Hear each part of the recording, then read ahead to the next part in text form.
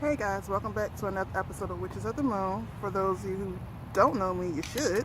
I am Dia, aka OreOasis.com, and like I said, I was able to get my surprise together. We have Taima, my bestie. Hi. Taima Jones, and she knows way more about Jones than I do. So I thought it was only right for her to do this video because my video was all over the place, and she about to put that thing to shame. Okay? So let's get right into it. What is a crystal? Okay.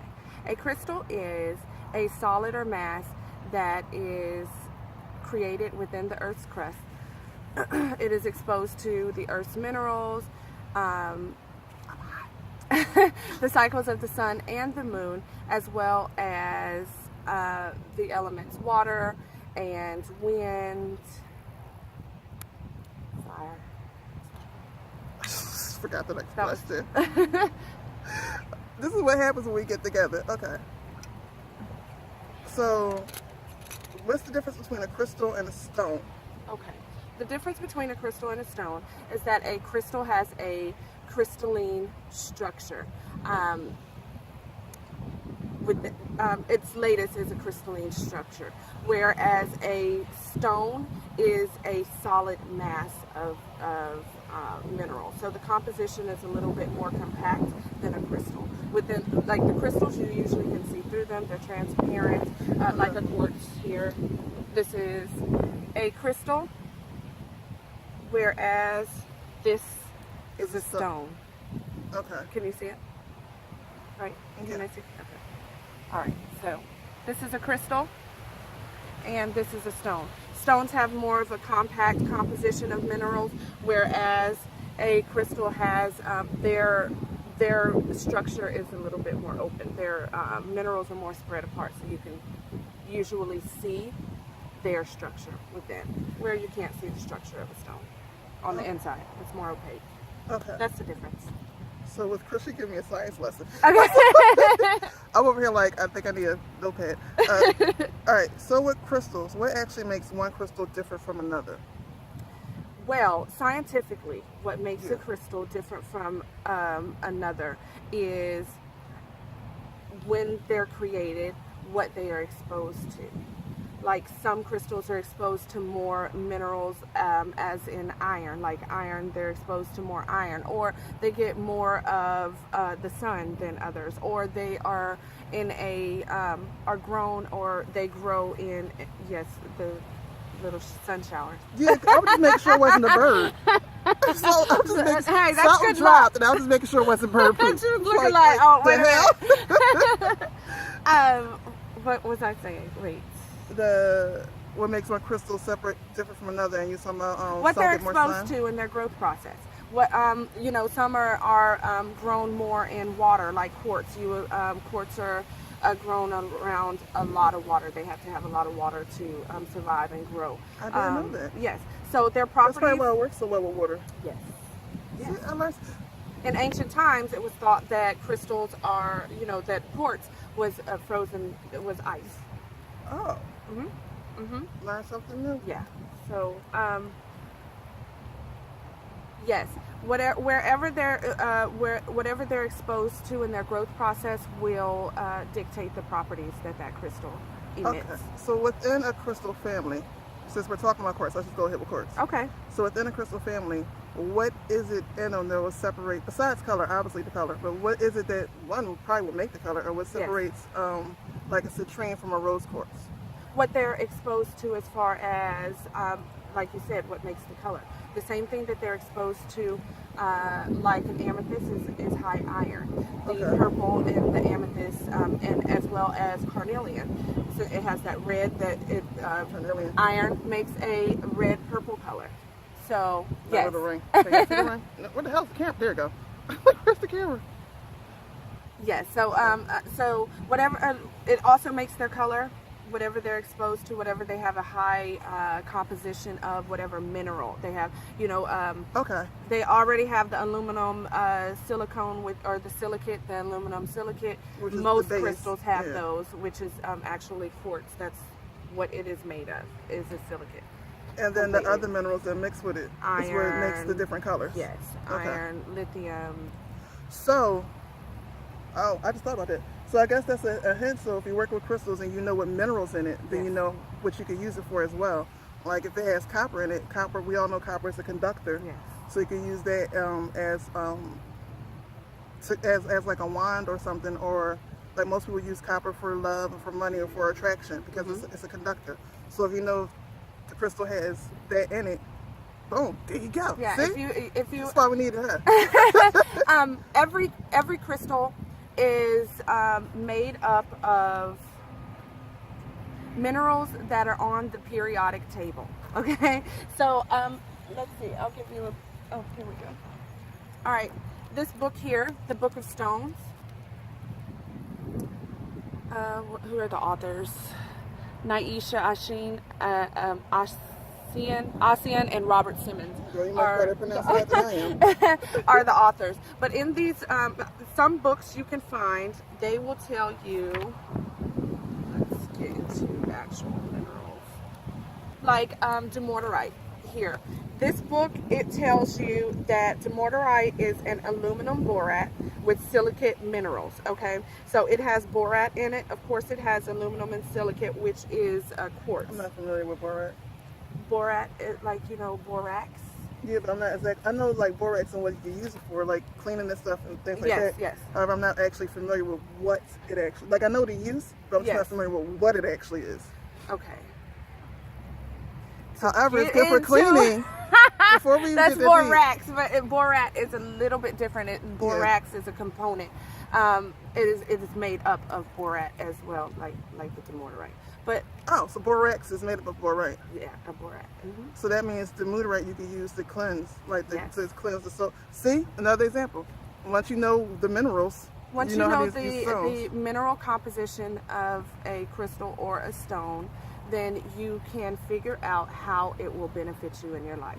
Kunzite and lepidolite are high lithium stones. Lithium is actually a man-made drug lithium is a mineral that is used in a man-made drug that they use for PTSD, to calm people down. So I need to put lepidolite in my kids' room. For yes, also room. for schizophrenia, for any type of mental disorders, That makes imbalances. Lithium is great for that. So let me put this disclaimer in really quickly before we go into this. Crystals are only meant as a complementary, holistic. Health. It's complimentary, meaning that you're still supposed to follow your doctor's There you orders. go. I don't If know they why I give couldn't you get the prescription, you're still supposed to follow prescriptions. Yes. However, I will say, add this: if you're going to add crystals into it, one, still follow doctor's orders. Two, make sure you have some type of person who knows crystals, because just because it's a crystal, it is not necessarily going in your body, which we'll talk about that in a second Yes. too. Does not mean it will not have a bad reaction with the medication that you're on. Yes. So you got to treat them the same as herbs. If you're going to go that route with the healing route, Well, make let's sure you think know the about, interactions. lithium, the drug medication lithium. If you are taking lithium and say that you have a high lithium stone, kunzite or lepidolite that we just spoke about, you don't want to get an overabundance of lithium, because crystals are minerals. They can get into our pores by handling them. They can penetrate our pores by handling them, and that's a good thing. But you also have to be careful with that. Let's talk about how they affect us and how we can use them, so then we can get into yoni eggs. Okay. So crystals and the beauty of crystals and the interesting thing behind crystals is that they are created by the earth. So they also have a energetic vibrational frequency.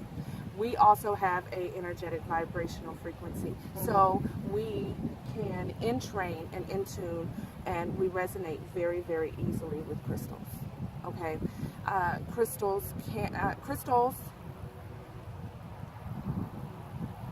Sorry, lost my train of thought. Crystal's energetic vibrational frequency is so interesting because it cannot be it can't be affected. Like crystals are not susceptible to disorder. There we go. There you go. Whereas we are. Crystals are not easily unbalanced as where we are. So we are. Yeah. So to bring a crystal into our aura, Yeah. our environment, they will entrain and in tune with us very, very easily. We won't affect them. They will affect us. Okay. Okay. So, Go ahead. well, speaking of them, they'll affect us more than we affect them. You know, crystals have their own vibrational frequency. They are blessed with the vibrational frequency. So you do not want to get a grounding crystal and try to use that for a spiritual connection. You know, for like meditation or something. Yes. You know, yes, grounding is great for meditation, but if you're trying to ascend, you're doing an ascension meditation, you don't want to use a grounding crystal. So basically, if like when I'm giving my readings, when I do my readings, I won't have obsidian around me or tourmaline around me to do the actual reading. Tourmaline, but obsidian is great for psychic work as well. So obsidian is a little different, but obsidian is not actually a crystal or a stone. Really? Obsidian is actually volcanic glass. Glass. That's right. Mm-hmm. I thought about the Apache tears. Yes. I forgot the Apache tears. I just forgot they put the Apache tears are obsidian. Yes. Yeah. They're obsidian as Oh, well. You that's actually probably can why I see love through it. them. If you put it, Yeah. you're picking an Apache tear up, and I wish I had one I with got me a right few. now. I have Yeah. some, but I wish I had one with me right now. We didn't bring out everything out here. You here. can actually see through the crystal, as if you would obsidian. If you know. Hold Okay, it up so to the speaking light. of, so since it's not a stone or a crystal, does that mean it doesn't have a mineral in it? What would make it? Well, it has, it's volcanic Volcanic ash, ash. so it actually has quite a few minerals that come from the Earth's crust. Okay, that's probably why I like it, because I like options. Yes. Okay, wait, we need to get back, because this video is we're already at 14 minutes, and we didn't get halfway through with the stuff I wanted to get through. Okay. So, crystals. Okay, I guess we're into get back to the question, working with crystals. And, maybe I'll put it like this. Do you agree or disagree with the new fad that comes in with saying just grab, we already know my answer, with saying just grab a crystal and just put your attention into it, and then it's going to work just because you put your attention into the crystal? No. Okay. No, it cannot work that way because a crystal has its own vibrational frequency. A crystal is going to help you. A crystal is going to help you vibrate on whatever vibrational frequency that your intention is on. If you want to vibrate on if you want to be abundant and prosperous in your life, okay, you want to bring business into your life. If you have a business and you want to bring in more customers, citrine is a great one. Green aventurine. You're going to bring those into your environment within your aura. And what minerals in citrine or green aventurine? quartz for sure is in them. But Yeah. listen, there's so many crystals, guys, so I have to, like, I gotta respect take the her. reference book out and like, okay, hold on, exactly, because it is very hard for me to memorize them all. Well, I don't expect you to memorize it all, and I know exactly how you feel, because people come to me and go, well, what herb should I use? And I'm like, I'm not the encyclopedia. The hell? Exactly. Wait, also people tell all the time, oh, what is this crystal for? What is that crystal for? I love that people are so into crystals, but my main answer is always, you tell me what that crystal is for. Yeah. Because every crystal, it works differently for everyone. Yeah. Minerals, okay? Mineral supplements. Everybody can take the same mineral supplement, and they will not all get the same results. And I'm watching this be like a hawk. I see you. I'm watching that be like a hawk, like, So every crystal does not work the same for everybody. And you definitely have to well, it's in like a frame, like every crystal won't work the same for everybody, but that still doesn't mean you can just go and grab any crystal and say, okay, like basically the way rose quartz works for you doesn't work for me that way. Right. However, I can't just go and say I'm gonna make rose quartz do this.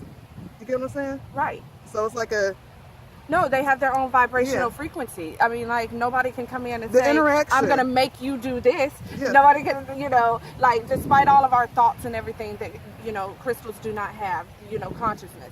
Nobody can come to you and say, okay, I want you to do this and make you do this. Yeah. Take all your thoughts out of it. No, because that's not your purpose. Okay. I still want to know the mineral citrine. and citrine. Yeah. It's quartz and iron. However, and that's what that's what the different varieties of quartz are. They just have other mineral compositions. Like amethyst is still quartz and iron. Is that Mars? Or is that Saturn? I can't even think right now. Which planet that relates to? The iron. I want to say that's Mars. But either way, Mars is oh, so can you? I think so. The hell? She got me struggling to remember some stuff. Wait, knowing that our brains right now are all over the place. The sun is baking our bags. Okay? And we try to get our life together. I'm pretty sure it's in here, but let me double check. So citrine is quartz and iron. But so is amethyst. It's just the amount of iron that they're exposed to that also gives them their color and dictates their property. Gold is the sun. Tin is Jupiter. I want not the actual makeup of the planet, but you know what I mean? Yeah, okay. Which I believe iron connects to Mars in that way. Well, it would make sense because Mars is red, and iron, like I said, emits a red-purple, warm color. Well, no, what I was getting at with citrine having iron in it, and knowing iron is the planet of Mars, and Mars is actually the planet of war and sex, that basic primal energy is the energy we need to create and manifest. So it makes sense then if you're trying to manifest more stuff to work with a stone that has iron in it. That was the whole thing I was getting to, but I just can't remember which one what iron was. And so either way, iron is a very great thing to use when you're trying to manifest something. That was my whole point. We took like 45 minutes to get to that point. To get it out because I had a brain fart. And I'm still having a brain fart because I can't, whatever. So no, you cannot get a crystal and think that it's going to work in whatever way that you want it to. Okay, it doesn't work that way. Right? It doesn't work that way. I mean, the universe doesn't work that way. Yeah, and with that you have to be you have to be careful with just grabbing certain crystals because certain crystals can have a negative reaction to your body or to the medications that's in your body, and now you have an adverse effect, and you don't understand why this is happening, and it could just be the interactions, because everything interacts with each other. So this could be an interaction where you may need to switch it up and try something else with a different mineral base. I hear sometimes people are like, oh, I just can't with this crystal. It gives me a headache. And I'm, for crystals, not to say that crystals don't give you a headache, but crystals will interact with the medication that you're on. So like I said, crystals do affect everyone differently. But if you're on medications and you're dealing with crystals, you definitely can feel as though you're having an adverse reaction, or as though you don't like that crystal, or you can have adverse reactions. Also, in saying that, before you go see a doctor and saying it's the medication, I may need to switch the medication, remove the crystals from around you first, and then see how that works. And then if it's still the medication, then of course go to the doctor. Always listen to your doctor, y'all. Yes. Definitely. Don't just rely on... Consult with your doctor before using crystals, while using crystals, and after. And also, make sure that you are aware of... and crystals do open up your awareness, so you will have that benefit of using crystals, but make sure that you are aware of your body and what's going on with your body, so that you can tell the different feelings that you get from different crystals. Make sure that you in tune yourself and open yourself up enough to understand the benefits of the crystals and how they're affecting your body. I'm about to wipe my eyebrows off. Because, I mean, not only your body, but crystals affect you physically, mentally, and emotionally. Yeah. Okay, so how do we work with crystals in spells? Like, if you want to use, not saying, you know what I mean. Because there's a difference between incorporating a crystal into a spell and using a crystal as a spell. A crystal can be a spell. Mhm. Okay. A crystal can definitely be a spell in itself. My favorite way is to how do you say it? Spell cast? Is that what you said? I guess. Conjure, crystal conjure. Okay. my favorite way to conjure using crystals are through crystal grids. Okay. Crystal grids are alignment of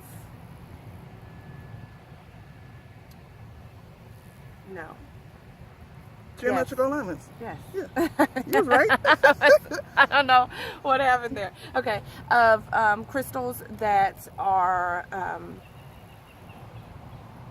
energetically aligned into a pattern of a sacred geometric shape.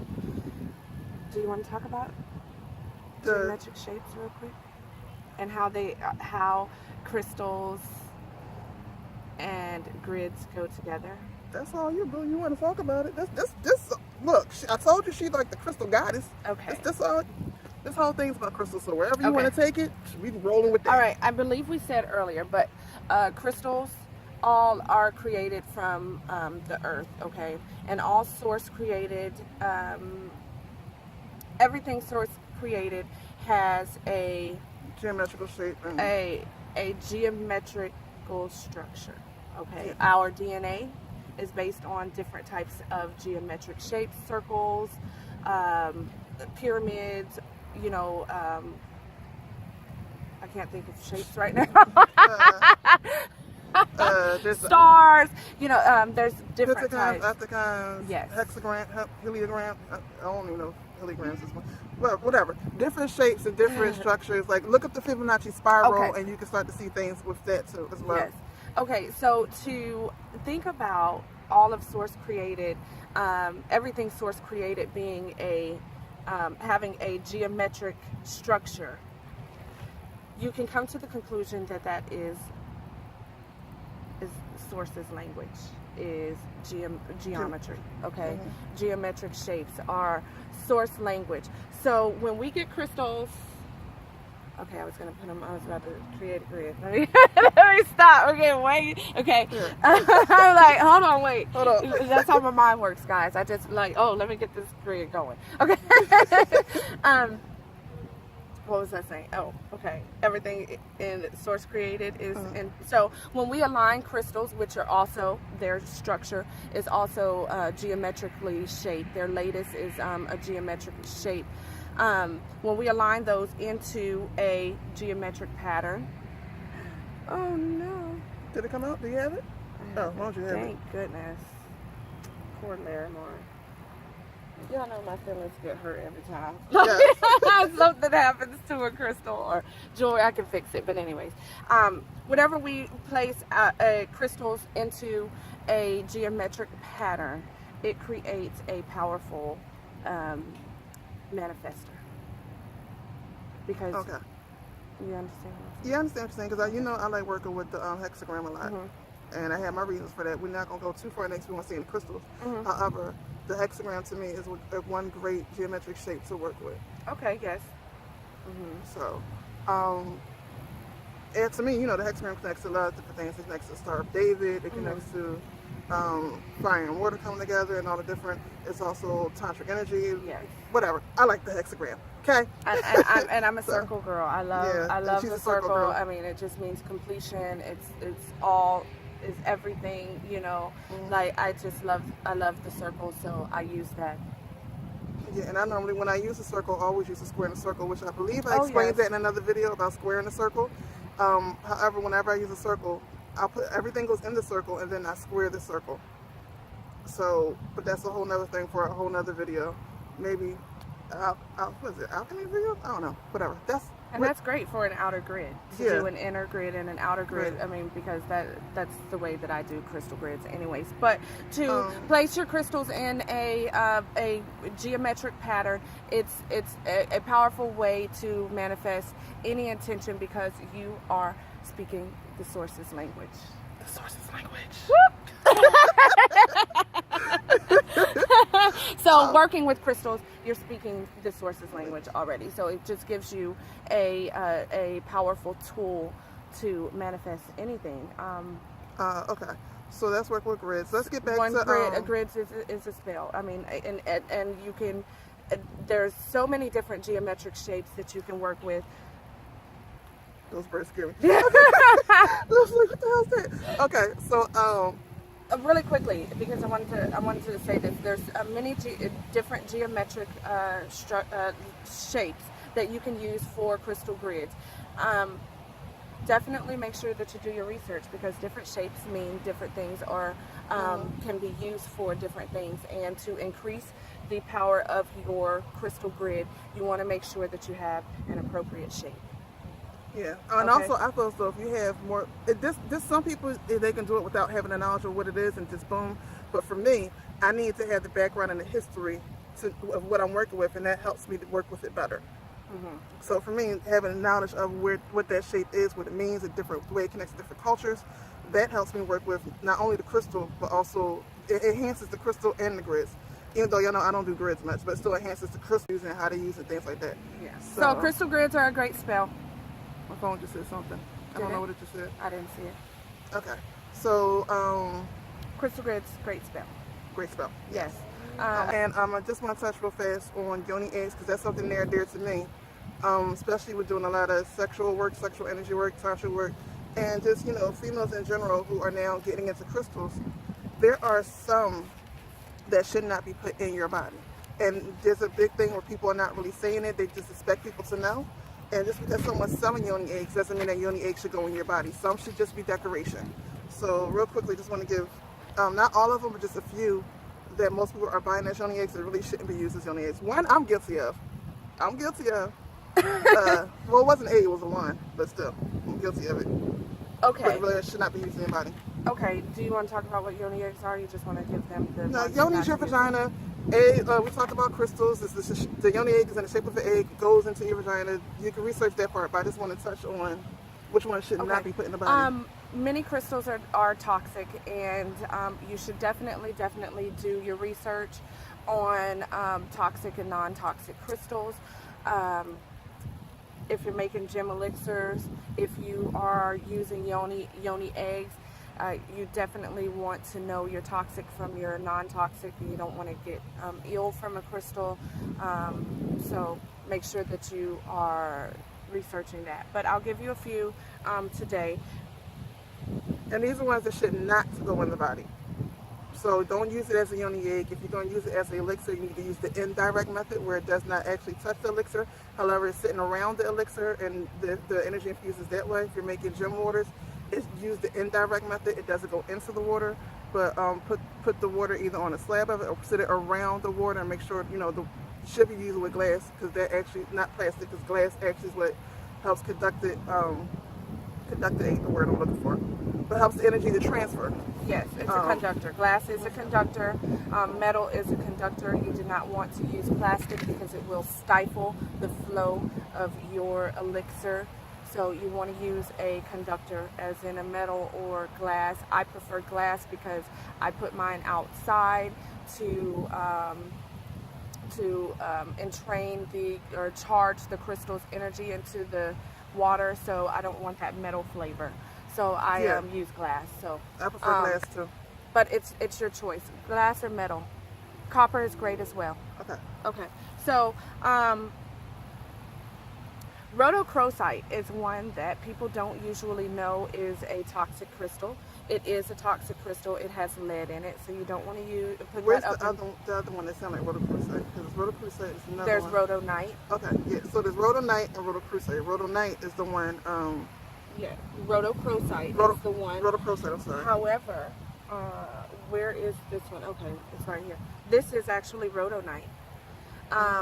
And rhodonite actually has rhodochrosite within it. So keep that in mind, that many crystals are a combination of many minerals. So rhodochrosite is this pink right here. In this rhodonite, this is a rhodonite stone, but this pink here is the rhodochrosite, and it has lead in it. So you do not want to make Lead is Saturn. Oh, we do Let this us all shatter. the time. We do it all the daggone time. Oh my Okay. goodness. Okay.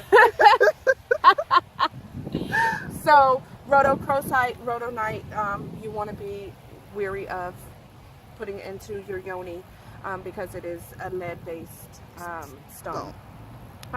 Malachite. Malachite is toxic because it has copper in it. You do not want to use malachite in your yoni. You also want to make sure that you are using malachite with the indirect method. If you're making gem oils or elixirs, malachite has copper within it. Turquoise also has copper, so you don't want to use turquoise. It is a toxic crystal as well.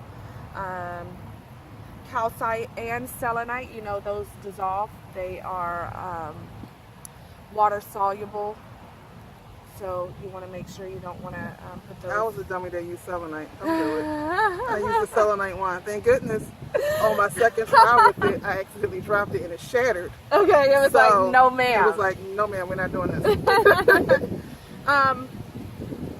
Lapis lazuli. A lot of people do not know that lapis lazuli is a toxic crystal because it contains pyrite, and pyrite, of course, is sulfuric acid. So you don't want to put that in your So yoni. far, no lead, no sulfuric acid, No no copper. And this will help you, and this is not all of them, but this will help you, when you know what minerals in there, you know how to use it. Yes. And hematite. Hematite rust. It has the tendency to rust when it is exposed to water or oil, which our body is water-based, so you don't want to put that up in there and get rust all up in there. Yeah. No one wants a rusty yoni. Don't do that. No one wants like an actual rusty yoni. No one wants an actual rusty yoni. So those, just to name a few. Okay.